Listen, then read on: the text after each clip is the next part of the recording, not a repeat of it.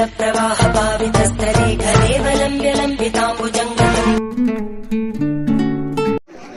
1 of this game. Listen carefully. Day 2 in Isha Foundation. ఈ వీడియోలో మా అకామిడేషన్ గురించి, దానికైన ఖర్చు గురించి, అలాగే మా ఫుడ్ గురించి డీటెయిల్గా ఎక్స్ప్లెయిన్ చేస్తాను. వీడియో అంతా స్కిప్ చేయకుండా చూడండి. Welcome back to our channel Pushpa ముచ్చట్లు. డే 2 మార్నింగ్ ఫ్రెష్ అయిపోయి ఆశ్రమానికి బయలుదేరేసాం. ఇక్కడ కనిపిస్తుంది కదా, ఈ బిల్డింగ్లోనే మాకు అకామిడేషన్ ఇచ్చారు. ఇది శ్రీపాదం 3. 2 డేస్కి అకామిడేషన్ బుక్ చేసుకున్నాం, నేను మా వారు. దక్షుకైతే ఛార్జెస్ ఏం లేవు, చిన్న పాప కాబట్టి. మాకు 2 డేస్కి ఇంక్లూడింగ్ ఫుడ్ 3650 అయింది.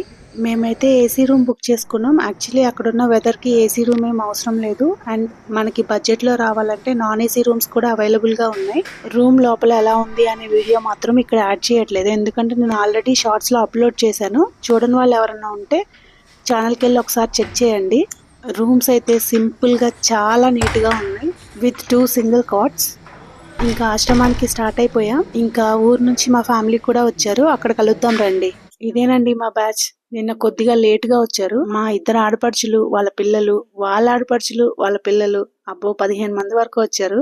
ఇలా అందరూ కలిసి ఇలా ఎప్పుడన్నా సరదాగా ట్రిప్స్కి వెళ్తే భలే ఉంటుంది కదా. ఇలా కాసేపు కూర్చొని కబుర్లు చెప్పుకొని సైకిల్ తీసుకొని జామ్ అని 2 రౌండ్లు కూడా వేసాం. కాకపోతే ఆ వీడియో మిస్ అయింది.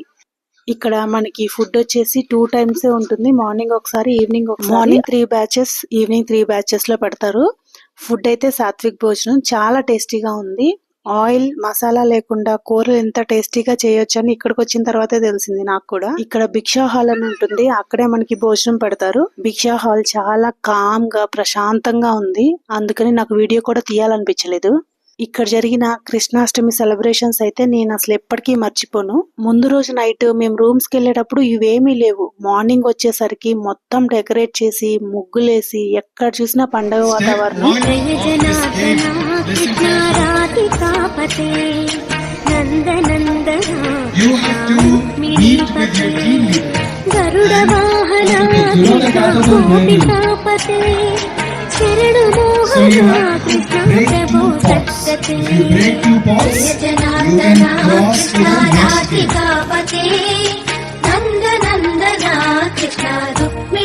ఇక్కడ చాలా కాంపిటీషన్స్ పెట్టారు, చాలా ఫన్నీగా భలే సరదాగా అనిపించింది. పిల్లల్ని ఎంటర్టైన్ చేయడానికి కూడా అందరికి బబుల్స్ ఇచ్చారు. పిల్లలైతే బబుల్స్ తో, కలర్స్ తో, వాటర్ తో ఫుల్ గా ఎంజాయ్ చేశారు.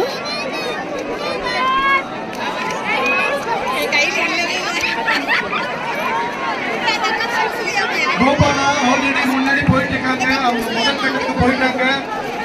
இப்ப கண்ணாட்டி அவங்க பொருட்களை காமிச்சிட்டு இருக்காங்க. இங்க இருக்கிறவங்க சீக்கிரம் మీద నడుస్తున్నారు.